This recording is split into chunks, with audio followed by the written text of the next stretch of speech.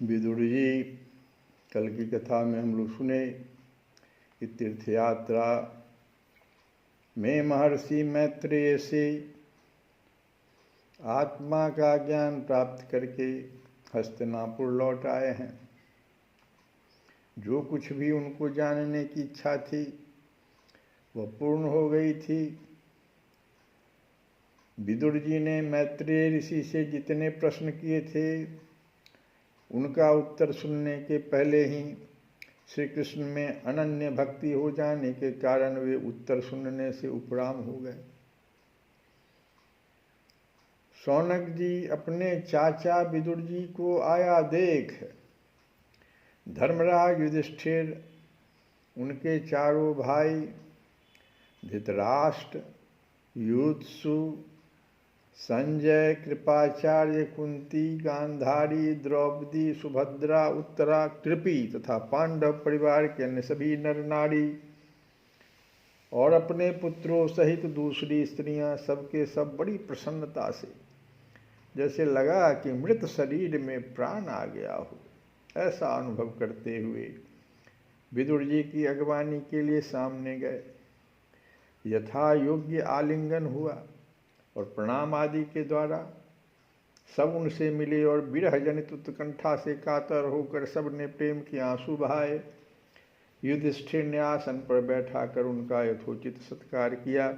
जब वे भोजन एवं विश्राम करके सुखपूर्वक आसन पर बैठे थे तब युधिष्ठिर ने विनय से झुककर सबके सामने ही उनसे कहा। युधिष्ठिर ने कहा कि चाचा जी, जैसे पक्षी अपने अंडों को पंखों की छाया के नीचे रखकर उन्हें सेते हैं और बढ़ाते हैं, वैसे ही आपने अत्यंत वात्सल्य से अपने कर कमलों की छत्र छाया में हम लोगों को पाला पोसा है। बड़े लोग जो होते हैं उनसे किस प्रकार से जो छोटे लोग हैं वो आशीर्वाद पाते हैं, तो पक्षी का उदाहरण देकर के कहते हैं कि पक्षी जैसे अपने अंडों को पंखों की छाया से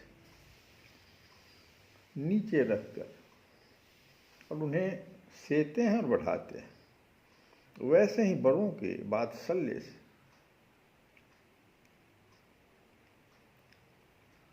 उनके छत्र छाया में छोटों का पालन पोषण होता है। बार बार आपने हमें और हमारी माता को विषदान और लाक्षागृह के दाह आदि विपत्तियों से बचाया है। क्या आप कभी हम लोगों की भी याद करते थे? आपने पृथ्वी पर विचरण करते समय किस वृत्ति से जीवन निर्वाह किया? आपने पृथ्वी तल पर किन किन तीर्थ और मुख्य क्षेत्रों का सेवन किया? बहुत सारे प्रश्न युधिष्ठिर जी के सामने आ गए। तो कह रहे हैं कि हे प्रभु, आप जैसे भगवान के प्यारे भक्त स्वयं ही तीर्थ स्वरूप होते हैं, आप लोग अपने हृदय में विराजमान भगवान के द्वारा तीर्थों की भी महातीर्थ बनाते हुए विचरण करते हैं। चाचा जी, आप तीर्थ यात्रा करते हुए द्वारिका भी अवश्य ही गए होंगे। वहाँ हमारे सुहृद एवं भाई बंधु यादव लोग, जिनके एकमात्र आराध्य देव श्री कृष्ण हैं, अपनी नगरी में सुख से तो है ना? आपने यदि जाकर देखा नहीं होगा तो सुना तो अवश्य ही होगा। युधिष्ठिर के इस प्रकार पूछने पर विदुर जी ने तीर्थों और यदुवंशियों के संबंध में जो कुछ देखा, सुना और अनुभव किया था सब क्रम से बतला दिया। केवल यदुवंश के विनाश की बात नहीं कही। करुण हृदय विदुर जी पांडवों को दुखी नहीं देख सकते थे, इसलिए उन्होंने अप्रिय एवं असह्य घटना पांडवों को नहीं सुनाई, क्योंकि वह तो स्वयं ही प्रकट होने वाली थी। पांडव विदुर जी का देवता के समान सेवा सत्कार करते थे। वे कुछ दिनों तक अपने बड़े भाई धृतराष्ट्र की कल्याण कामना से सब लोगों को प्रसन्न करते हुए सुखपूर्वक हस्तिनापुर में ही रहे विदुर जी। फिर विदुर जी तो साक्षात धर्मराज थे, मांडव्य ऋषि के शाप से ये 100 वर्ष के लिए शूद्र बन गए। ये कैसे हुआ?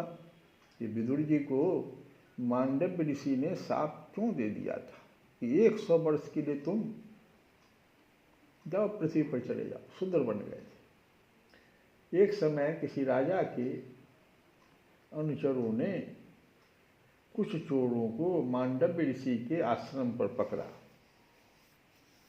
कोई राजा था उस समय में, और उनके अनुचर जो हैं मांडव्य ऋषि के आश्रम पर गए तो देखा कि कुछ चोर वहाँ बैठे हुए हैं। उन्होंने समझा कि ऋषि भी चोरी में शामिल होंगे, अतः वे भी पकड़ लिए गए।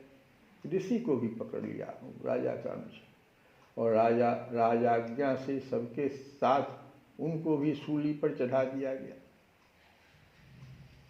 राजा को यह पता लगते ही ये महात्मा है, ऋषि को सूली से उतरवा दिया और हाथ जोड़कर उनसे अपना अपराध क्षमा कराया। मांडव्य जी ने यमराज के पास जाकर पूछा, मुझे किस पाप के फलस्वरूप यह दंड मिला, बताओ। यमराज ने बताया कि आपने लड़कपन में एक टिड्डी को कुश की नोक से छेद दिया था, इसीलिए ऐसा हुआ। इस पर मुनि ने कहा, मैंने अज्ञानवश ऐसा किया होगा। उस छोटे से अपराध के लिए तुमने मुझे बड़ा और कठोर दंड दिया, इसलिए तुम 100 वर्ष तक शूद्र योनि में रहोगे। मांडव्य जी के इस शाप से ही यमराज ने विदुर के रूप में अवतार लिया था। दासी पुत्र हो गए थे, इसलिए शूद्र यहाँ पर लिखा गया है। इतने दिनों तक यमराज के पद पर तो फिर कौन बैठा था? तो अड़ियमा जो थे, अड़ियमा वो बैठे हुए थे और वही पापियों को उचित दंड देते थे।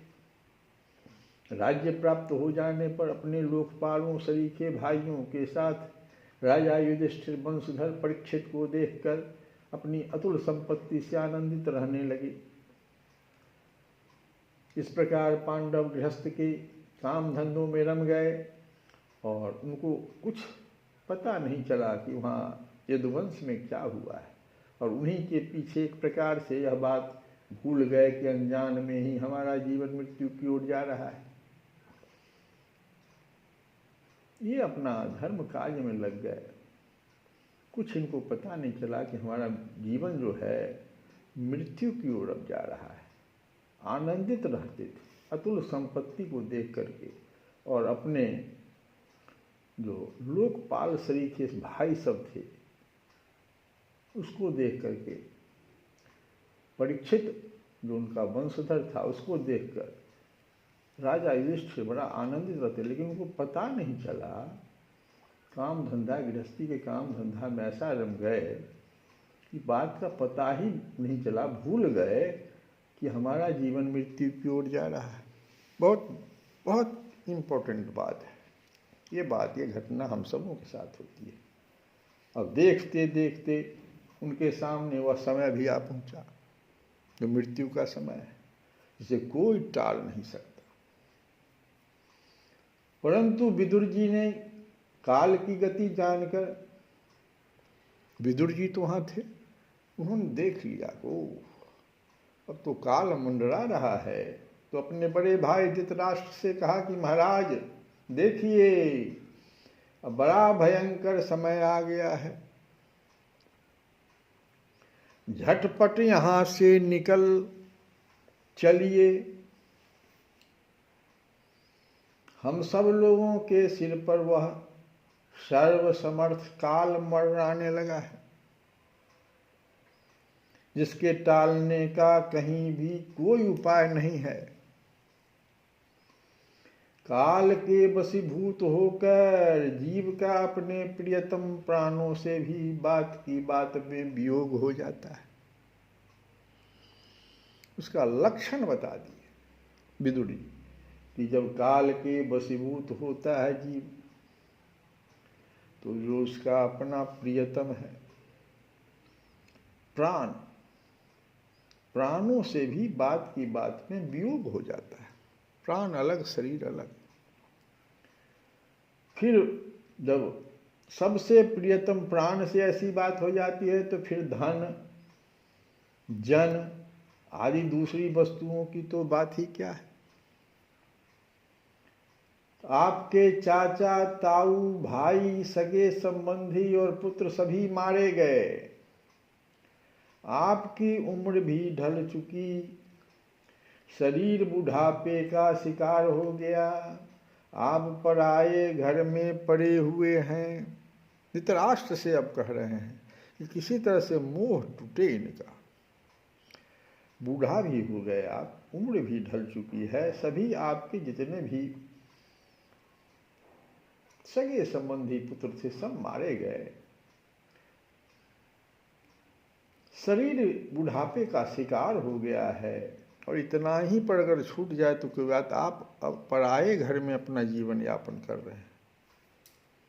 ओह, इस प्राणी को जीवित रहने की कितनी प्रबल इच्छा होती है। विदुर जी कह रहे हैं कैसा प्राणी है, इतना घटना घट गया तब भी वो जीवित रहने की प्रबल इच्छा है। इसी के कारण तो आप भीम का दिया हुआ टुकड़ा खाकर भीम की ओर इंगित कर दिए, जैसे भीम को मारने का कोशिश किए थे धृतराष्ट्र। तो कहते हैं उसी का, युधिष्ठिर का नहीं कहे, भीम का कह रहे हैं कि उस भीम का दिया हुआ टुकड़ा खाकर कुत्ते का सा जीवन बिता रहे हैं। जिनको आपने आग में जलाने की चेष्टा की, विष देकर मार डालना चाहा, भरी सभा में जिनकी विवाहिता इस पत्नी को अपमानित किया।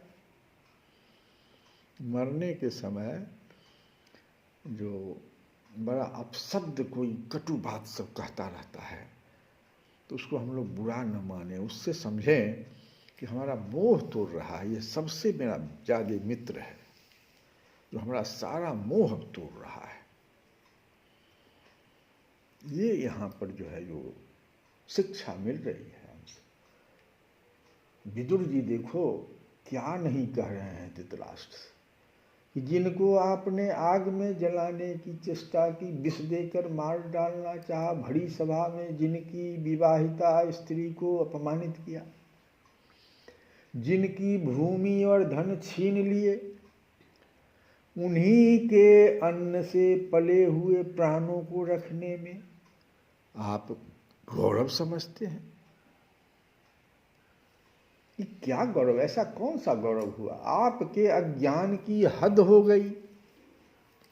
इतना ज्ञान आप में कहाँ से आ गया और आप अब भी आप जीना चाहते हैं। परंतु आपके चाहने से क्या होगा? पुराने वस्त्र की तरह बुढ़ापे से गला हुआ आपका शरीर, जैसे वस्त्र गल जाए तो उसको फेंकने से तो कुछ फायदा है नहीं। तो कहते पुराने वस्त्र की तरह बुढ़ापे से गला हुआ आपका शरीर, आपके न चाहने पर भी वो कपड़ा जो गल गया हो तो फट के गिर जाएगा, तो छीन होता जा रहा है। आपके न चाहने पर भी ये छीन हुआ जा रहा है। अब इस शरीर से आपका कोई स्वार्थ सधने वाला नहीं है, इसलिए इसमें फंसिए मत। इसकी ममता का बंधन काट डालिए। जो संसार के संबंधियों से अलग रहकर उनके अनजान में अपने शरीर का त्याग करता है। यहाँ पर फिर एक शिक्षा की बात विदुर जी कहते हैं कि जो संसार के संबंधियों से अलग रहकर उनके अनजान में ही अपने शरीर का त्याग करता है, वही धीर कहा गया है। धीर शब्द जो है भगवान गीता में कई बार अर्जुन को जो शिक्षा देते हैं वहाँ धीर शब्द का प्रयोग किया। धीर का अर्थ यही होता है कि संसार में जितने भी आपके संबंध हैं उनसे अलग होकर के और अनजान में अपने शरीर का त्याग जो कर दे, उसको कुछ पता नहीं, वही धीर कहा गया है। चाहे अपनी समझ से हो या दूसरे के समझाने से, जो इस संसार को दुख रूप समझकर इससे विरक्त हो जाता है और अपने अंतःकरण को वश में करके हृदय में भगवान को धारण कर संन्यास के लिए घर से निकल पड़ता है, वही उत्तम मनुष्य है। इसके आगे जो समय आने वाला है वह प्रायः मनुष्यों के गुणों को घटाने वाला होगा। कलयुग को भी देख लिए विदुर जी, तो कह रहे हैं कि अब जो आगे समय आने वाला है वो मनुष्य के जो गुण हैं अभी जो आपको दिखाई पड़े हैं वो भी उससे भी नीचे गिर जाएंगे। इसलिए आप अपने कुटुंबियों से छिपकर उत्तराखंड में चले जाइए। जब छोटे भाई विदुर ने अंधे राजा धृतराष्ट्र को इस प्रकार समझाया तब उनकी प्रज्ञा के नेत्र खुल गए और उन्होंने क्या किया, भाई बंधुओं के सुदृढ़ स्नेह पासों को काट दिया।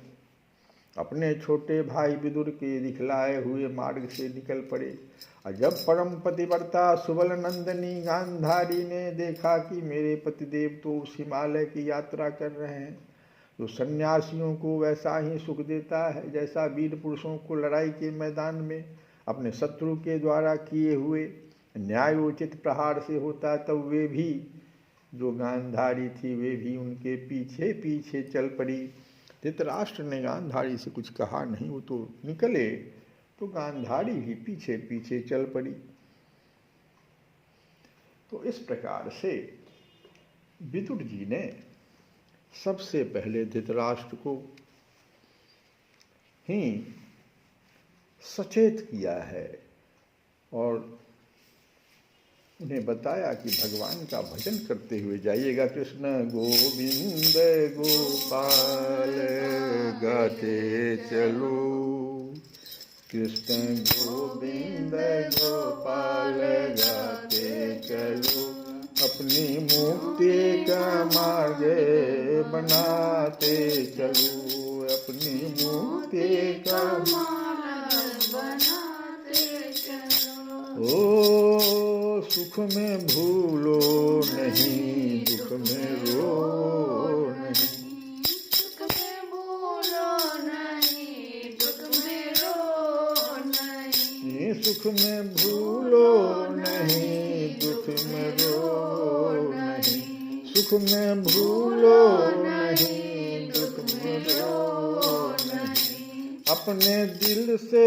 प्रभु को बिसारो नहीं, अपने दिल से प्रभु को बिसारो नहीं, माया जालों को दिल से हटाते चलो, कृष्ण गोविंद गोपाल गाते चलो। ओ श्री राम जय राम जय जय राम, श्री राम जय राम जय जय राम, ओ श्री राम जय राम जय जय राम, श्री राम जय राम जय जय राम, ओ श्री राम जय राम जय जय राम, श्री राम जय राम जय जय राम, ओ श्री राम जय राम जय जय राम, श्री राम जय राम जय जय राम। कृष्ण गोविंद गोपाल गाते चलो, अपनी मुक्ति का मार्ग बनाते चलो, काम करते रहो, नाम जपते रहो, काम करते रहो, नाम जपते रहो, श्री राम जय राम जय जय राम, श्री राम जय राम जय जय राम, ओ नाम जपते रहो, काम करते रहो, पाप करने से हरदम तुम डरते रहो, पाप करने से हरदम तो डरते रहो। नाम धन का खजाना बढ़ाते चलो, कृष्ण गोविंद गोपाल गाते चलो। सभी आए अनाथों का तू नाथ है। भगवान से कह रहे हैं, सभी आए अनाथों का तू नाथ है। अपने भक्तों के रहता तू पास है। अपने भक्तों के रहता तू पास है। मन को विषयों के विष से, मन को विषयों के विष से हटाते चलो। कृष्ण गोविंद गोपाल गाते चलो। कृष्ण गोविंद गोपाल गाते चलो। अपनी मुक्ति का मार्ग बनाते चलो। दया आएगी उनको कभी ना कभी, कभी ना कभी, कभी ना कभी। दया आएगी उनको कभी ना कभी। दास पाएगा दर्शन कभी ना कभी। श्री राम जय राम जय जय राम, श्री राम जय राम जय जय राम। दया आएगी उनको कभी ना कभी। दास पाएगा दर्शन कभी। यही विश्वास है, यही विश्वास अपने दिल में जमाते चलो। कृष्ण गोविंद गोपाल गाते चलो। कृष्ण गोविंद गोपाल गाते चलो। अपनी मुक्ति का मार्ग बढ़ाते चलो। श्री कृष्ण गोविंद हरे मुरारे हे नाथ।